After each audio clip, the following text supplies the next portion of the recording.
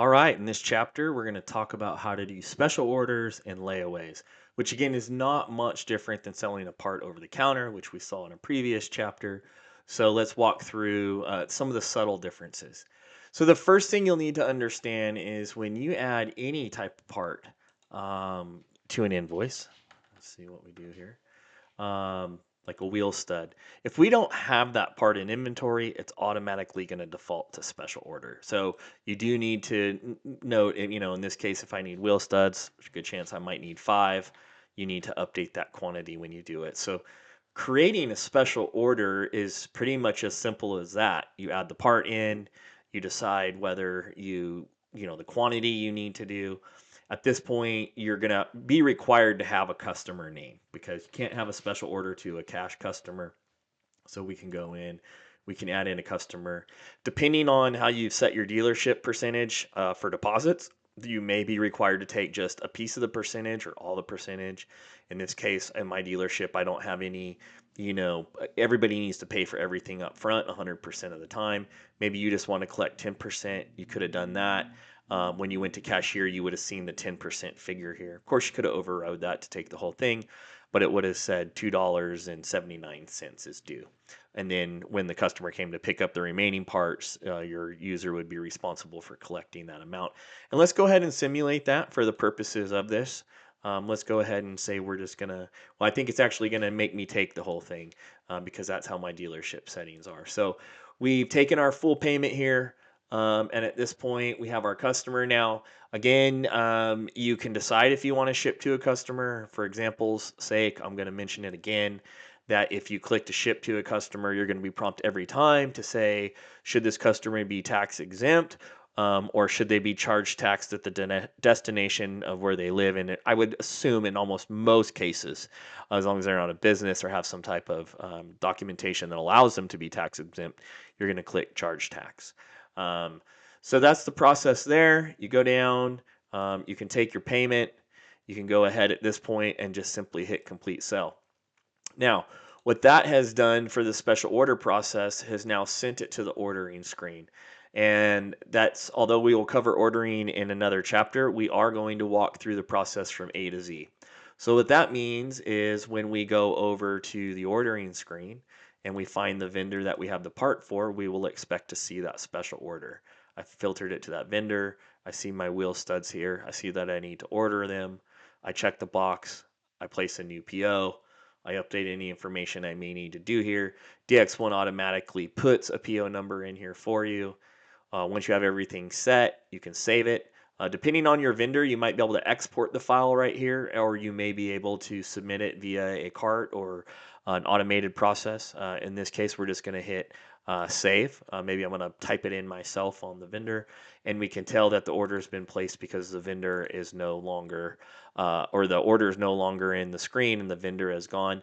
And now that it's on a PO, it's been moved to the receiving screen because we've tied it to a PO. And this is 1000%, a best practice you should be using. Again, we'll come over here, we'll select our vendor, and here's where we can see our different parts are on order.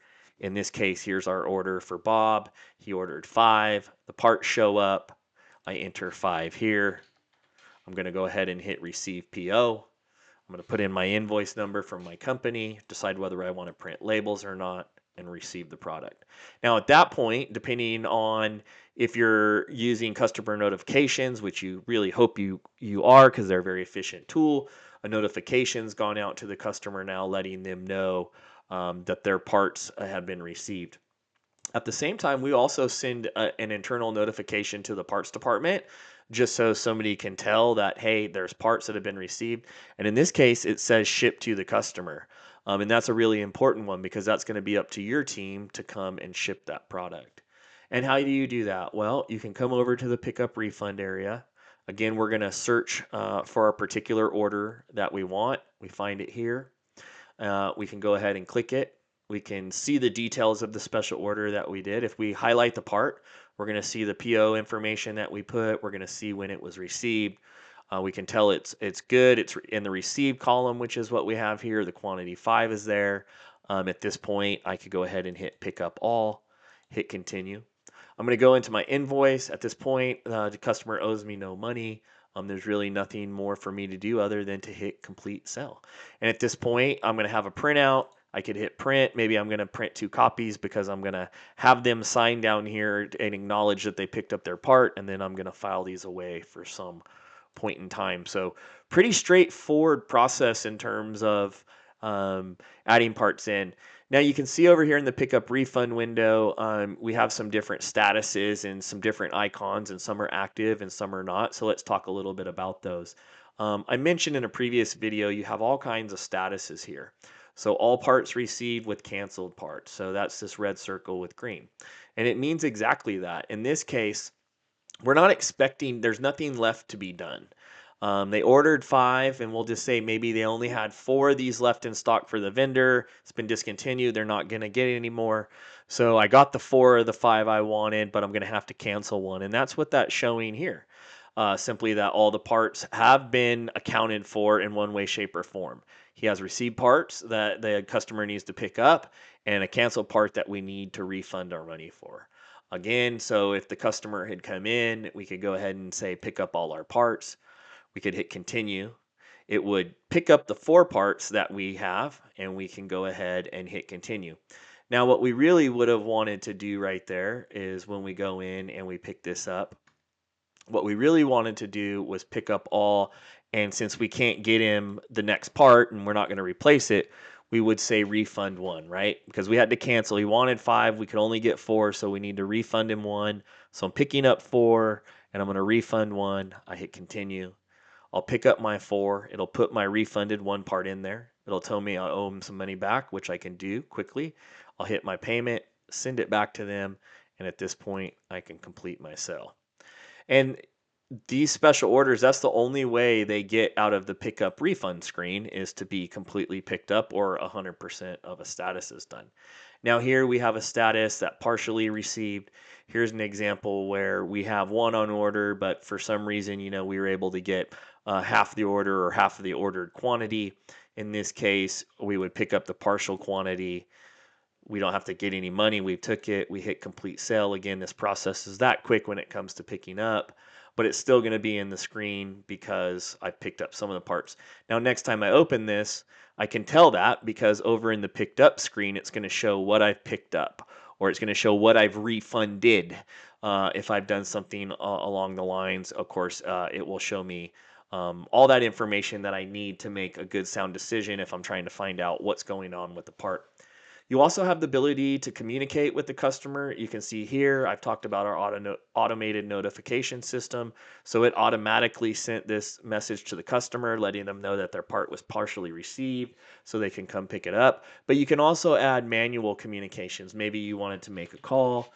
You can make whatever your note is. It's going to be time-stamped who the user is, and it gets added to the notes. So that's a great way to do some internal note taking there when you're dealing with special orders. I can simply hit save, and then I can jump on out of here, and I've added some notes. Additionally, you might be looking and going, okay, so I see this icon here. Why is one green and one's not? We wanted to make this process really quick for you. Meaning, if you have special orders that are completely received and all the payments have been taken, why would you need to go through multiple screens and clicking, opening the window, hitting pick up all, hitting continue, hitting complete sell?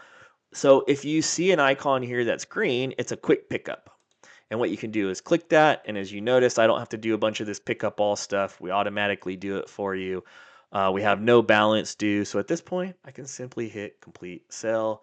And that'll really speed up that process, especially when you're just picking up parts and you got multiple people at the counter. Again, I can tell it's green. Boom, I hit it. Don't have to think about anything here. I go get the part. I hand it to them. Hit complete sell. Again, you can see my list is whittling down. So, it's really important. The last part I want to talk about with special orders is from time to time, dealers don't place POs. And, if you're not placing a PO in the system, then these special orders potentially could sit here unfulfilled. And they'll also be sitting in your ordering screen, not placed. DX1 has some great tools. We'll talk about that in a future chapter when we're talking about receiving parts, about how you can potentially deal with that. But do want to recommend, we do have some people from time to time saying, how do I get a special order out of the ordering screen? Well, you either need to refund it or put it a PO and receive it. That's the reality of it. So just keep that in mind, that our system is designed with the best practice of a PO. But as you'll see in some upcoming chapters, particularly around receiving, we do have some options to help you deal with that if you have a different process. So, all right, let's just go through quickly now the layaway process. It's identical to what we did with the special order part. We're going to require a customer. We put them in there. We're going to look for a part that we got a special order.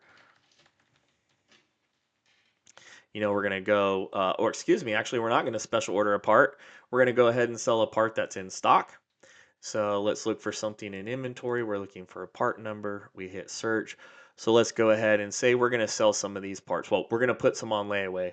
My demo service customer, he's going to come over. He's got to drive, an hour and 15 minutes to get to us. He needs my last 10. I can tell I have 10, right? Because I can highlight the part, come down here, see my quantity available, quantity on hand. Hey man, he's telling you don't sell those out from underneath me. So what I would do is change this from 0 and put the 10 on layaway. Again, depending on how your settings go, you may or may not require a percentage for layaway. In this case, I am, so I will take my payment there and they are officially on layaway. Now, there is a specific layaway setting different than special orders. Many people say, well, I'm not going to be able to take a payment. Most of the time when I put something on layaway, it's over the phone. So just remember, you can go into dealership settings, set a 0% required for layaways. And when we're going through this process we are right now, it will not require you to take a payment. You'll just put them on layaway. Once I put them on layaway, if I don't need to take a payment, there's nothing to do. If I need to take a payment, I'll take it like I just did. I hit complete sale. And now I have put the parts on layaway for that particular customer. And when that customer comes in to pick up the layaway parts, I will go to pick up refund. I'll see them in there and I can tell that, here's our layaway 10, here's our receive 10, and I can pick them up. Even just a reminder, even easier, I didn't even have to click the record to open that window. I could have simply just clicked that icon there, go got the 10 parts off the shelf, give it to the customer, and hit complete sell. And now my layaway is completed. The other thing I want to mention about pickup refund parts, and we'll use this for example. I just want to again stress that when you need to get parts back in inventory off of something that's on pickup refund, the correct way to do a refund, not a return, is to come in here. And in this case, if they decided they changed their mind, I'll come in here, I'll hit refund one, I'll hit continue. It'll bring me to the invoice. I'll refund them the money that I'm owed, and I'll hit complete sale.